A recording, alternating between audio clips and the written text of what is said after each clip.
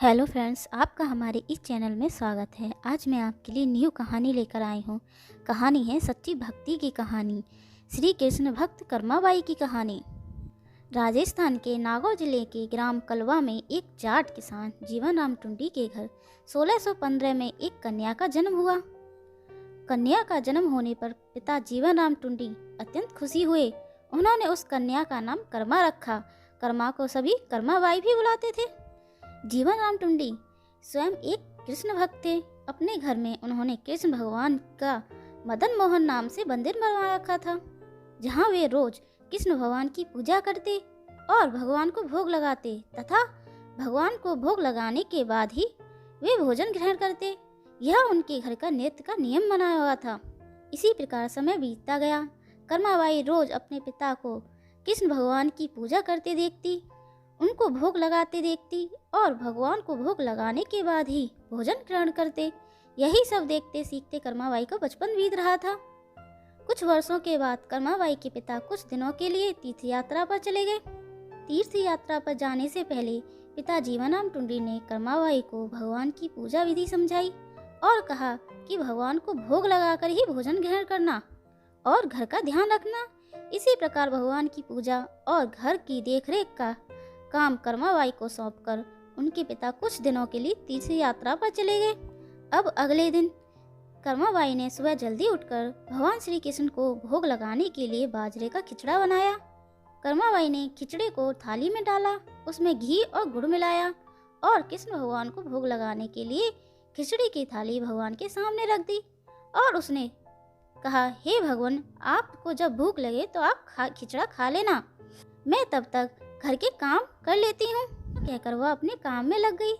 कुछ देर बाद उसने आकर देखा कि थाली वैसी की वैसी रखी है, भगवान ने तो भोग लगाया ही नहीं। उसने सोचा कोई बात नहीं, अभी भगवान को अभी भूख नहीं लगी होगी, कुछ देर बाद खा लेंगे। ऐसा सोचकर वह फिर से अपने काम में लग गई और बीच बीच में बार बार देखती रही कि भगवान ने भोग लगाया है कि नहीं, पर भगवान ने भोग नहीं लगाया। इस प्रकार दोपहर का समय हो गया। अब कर्माबाई को चिंता होने लगी कि भगवान ने भोग क्यों नहीं लगाया। क्या खिचड़ा अच्छा नहीं बना या उसमें घी और गुड़ की कमी रह गई? ऐसा सोचकर उसने खिचड़े में थोड़ा घी और गुड़ मिलाया और थाली लेकर भगवान के सामने बैठ गई और भगवान को भोग लगाने के लिए विनती करने लगी, लेकिन भगवान ने फिर भी भोग नहीं लगाया। तब कर्माबाई ने भगवान से कहा कि भगवान, आप भोग लगा लीजिए, आपकी पूजा की और आपके भोग की जिम्मेदारी पिताजी मुझे देकर गए हैं। अगर आप पिताजी का इंतजार कर रहे हैं तो आपको भूखा ही रहना पड़ेगा, क्योंकि पिताजी तो तीर्थ यात्रा पर गए हैं और कुछ दिनों के बाद ही आएंगे। तब तक आपको मेरे ही हाथ का भोजन करना पड़ेगा। भगवान, मुझे स्वादिष्ट भोजन बनाना नहीं आता और ना ही मुझे विधि विधान से पूजा पाठ करना आता। मुझे तो बस ये बाजरे का खिचड़ा और रूखी सूखी सब्जी रोटी बनाना आती है। आपको कुछ दिन इसी तरह गुजारा करना पड़ेगा। मैंने आपके खिचड़े में थोड़ा और ज्यादा घी और गुड़ भी मिला दिया है, अब तो भोग लगा लीजिए। इस प्रकार कर्मा बार बार भगवान को भोग लगाने की विनती करने लगी, लेकिन भगवान ने फिर भी भोग नहीं लगाया। तब कर्माबाई ने भगवान से कहा, भगवान, जब तक आप भोग नहीं लगाएंगे तब तक मैं भी कुछ भी नहीं खाऊंगी, आपके साथ साथ मैं भी भूखी रहूंगी। ऐसा कहकर वह भगवान से नाराज होकर बैठ गई। दोपहर बीत गई, शाम होने को आई, लेकिन भगवान की तरह कर्माबाई ने भी कुछ नहीं खाया। आखिरकार कर्मा की जिद देखकर भगवान की मूर्ति से आवाज आई, अरे कर्मा, तुमने पर्दा तो किया ही नहीं, मैं कैसे भोग लगाऊंगा? यह सुनकर कर्माबाई ने अपनी ओढ़नी का पर्दा किया और उसी की छाया में भगवान श्री कृष्ण ने बाजरे की खिचड़ी का भोग लगाया और पूरी थाली खाली हो गई। कर्माबाई ने देखा और कहा, हे भगवान, इतनी सी बात थी तो पहले ही बता देते, सारे दिन खुद भी भूखे रहे और मुझे भी भूखा रखा। इसके बाद भगवान को भोग लगाकर कर्मा ने भी भोजन किया। इसी प्रकार यह कर्माबाई का नित्य का नियम बन गया। कर्मा रोज सुबह जल्दी उठकर सबसे पहले भगवान के लिए भोग बनाती और भोग की थाली भगवान के सामने रखकर पर्दा लगाकर बैठ जाती। यह कुछ ही देर में देखती तो थाली पूरी खाली हो जाती। यह देखकर कर्मा बहुत खुश हो जाती और अपने दूसरे कामों में लग जाती। कर्माबाई का यह भाव था कि भगवान को सुबह जल्दी ही भूख लग जाती है, इसलिए वह सुबह सवेरे जल्दी उठकर विधि विधान में पड़े बिना सबसे पहले भगवान के लिए भोजन बनाती और बड़े प्रेम से भगवान को भोजन खिलाती और भगवान को भोजन खिलाने के बाद निश्चिंत होकर स्नान करती और घर के दूसरे काम करती और यह क्रम लगातार चलता रहा। कुछ दिनों के बाद कर्माबाई जी के पिता तीर्थ यात्रा से घर लौट आए। पिता के आने पर कर्मा ने उन्हें बताया कि पहले दिन जब उसने भगवान श्री कृष्ण को भोग लगाया तो कैसे भगवान ने सारे दिन नखरे किए और शाम को जाकर खिचड़ा खाया, और अब तो भगवान कृष्ण सुबह जल्दी भोग लगाए ही पूरी थाली को साफ कर देते हैं। यह सुनकर कर्माबाई के पिताजी आश्चर्यचकित रह गए और कृष्ण भक्त पिताजी को कर्मा की सरल प्रेम भक्ति और भगवान श्री कृष्ण की कृपा को समझते देर नहीं लगी। कर्मा के पिताजी ने सोचा जिस भगवान को प्राप्त करने के लिए वो तीर्थ यात्रा करने गए थे वे भगवान उनके ही घर में विराजमान हैं और उनकी पुत्री के हाथों रोज भोग लगाते हैं। मैं ऐसा सोचकर वे कर्माबाई को अपनी पुत्री के रूप में प्राप्त कर अपने आप को धन्य समझने लगे और उन्होंने कर्माबाई से कहा कि पुत्री आज से तुम ही भगवान की सेवा करना और रोज भगवान को अपने हाथों से भोग लगाना। ऐसा सुनकर कर्माबाई बहुत अत्यंत प्रसन्न हुई और रोज इसी तरह सुबह जल्दी उठकर अत्यंत प्रेम भाव से भगवान श्री कृष्ण को भोग लगाने लगी। इस प्रकार यह उसका रोज का नियम बन गया। कुछ वर्षों के बाद कर्माबाई के पिताजी देवलोक गमन कर गए। कर्मा अकेली रह गई, इसलिए कर्मा का घर में मन नहीं लगता। इसलिए कर्मा घर से भगवान श्री कृष्ण की मूर्ति लेकर अपने गांव कलवा को छोड़कर तीर्थ यात्रा करने निकल गई। भारत में अलग अलग तीर्थों के दर्शन करते करते कर्माबाई उड़ीसा के जगन्नाथपुरी पहुंच गई तथा जगन्नाथपुरी में ही कर्मा ने निवास करने का निश्चय किया। जगन्नाथपुरी में ही कर्मा ने एक छोटी सी कुटिया बना ली और उसमें निवास करने लगी। अब कर्मा रोज अपने नियम के अनुसार सुबह सवेरे जल्दी उठकर भगवान श्री कृष्ण के लिए बड़े प्रेम से खिचड़ा बनाती और भगवान को थाली में भोग लगाती। कुछ देर बाद में भगवान खिचड़ा खा लेते और थाली साफ हो जाती और इसके बाद कर्मा अपने स्नान ध्यान आदि नित्य कर्मों में लग जाती। इस प्रकार यह क्रम निरंतर चलता रहा। दिन कर्माबाई ने भगवान श्री कृष्ण को भोग लगाने के बाद एक छोटा सा बालक उनके पास आया और उनसे बोला, माँ कुछ खाने को है, बड़ी भूख लग रही है। कर्माबाई ने कहा, हाँ बेटा, मैंने अभी अभी खिचड़ा बनाया है, आजा बैठ जा, तू भी खिचड़ा खा ले। यह कहकर कर्माबाई ने बड़े प्यार से बालक को खिचड़ा परोसा और बालक ने भी बड़े चाव से खिचड़ा खाया। उस बालक के रूप में स्वयं भगवान जगन्नाथ कर्माबाई के हाथ से बना खिचड़ा खाने साक्षात पधारे थे। बालक ने जल्दी से खिचड़ा खा लिया और उनसे कहा, माँ खिचड़ा बहुत अच्छा बना है, मैं कल भी खिचड़ा खाने आ जाऊं?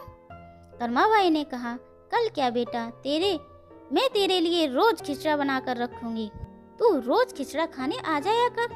बालक ने कहा, ठीक है माँ, मैं रोज खिचड़ा खाने आऊंगा। यह कहकर बालक चला गया।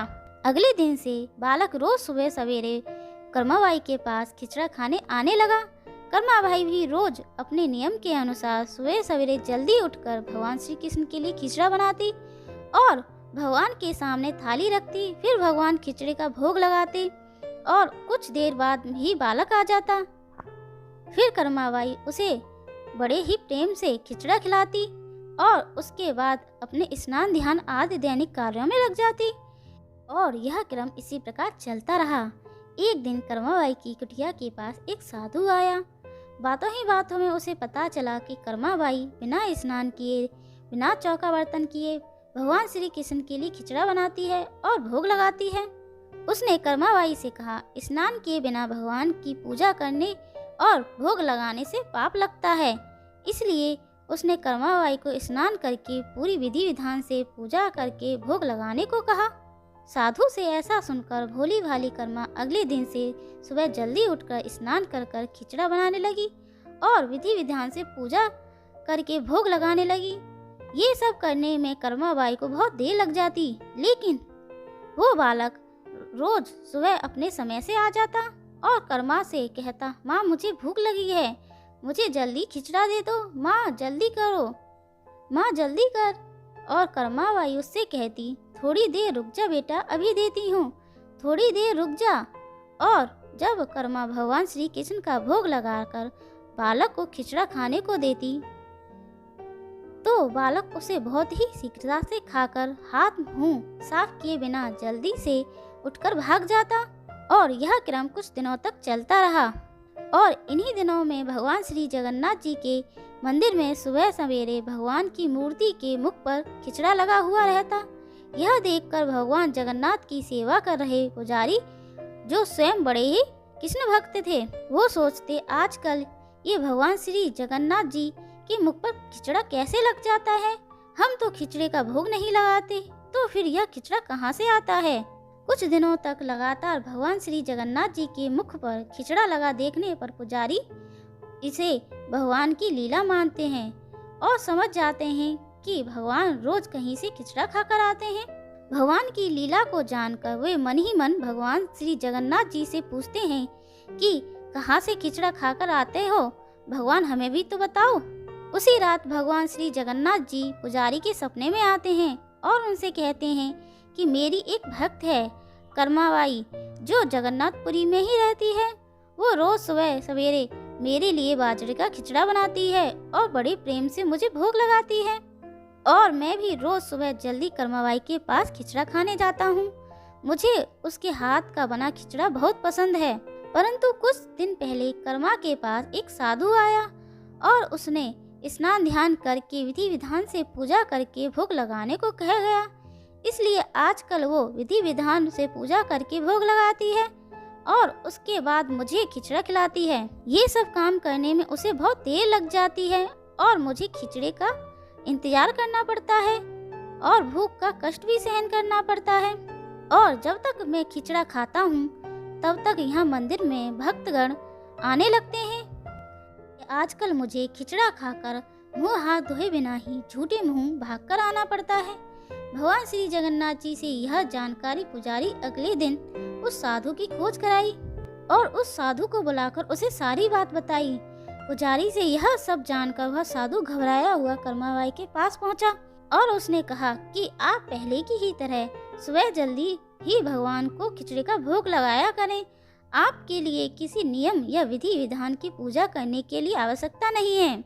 साधु से यह सुनकर कर्माबाई अगले दिन से पहले की ही तरह भगवान को खिचड़े का भोग लगाती रही और उस बालक को भी बड़े प्रेम से खिचड़ा खिलाती रही।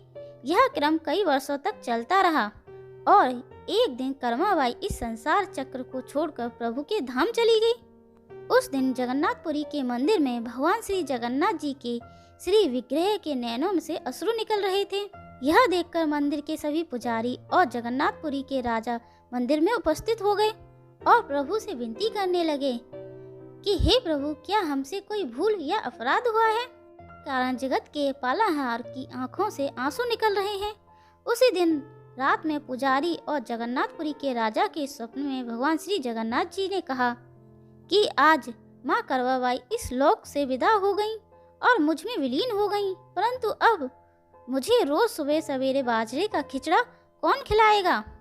अगले दिन जगन्नाथपुरी के राजा ने मंदिर के सभी पुजारियों और संतों से राय ली और यह आदेश जारी किया कि आज से भगवान श्री जगन्नाथ जी को सुबह सवेरे सबसे पहले माँ कर्माबाई के नाम से खिचड़े का भोग आया जाएगा, जिससे भगवान को माँ कर्माबाई की कमी कभी महसूस न हो।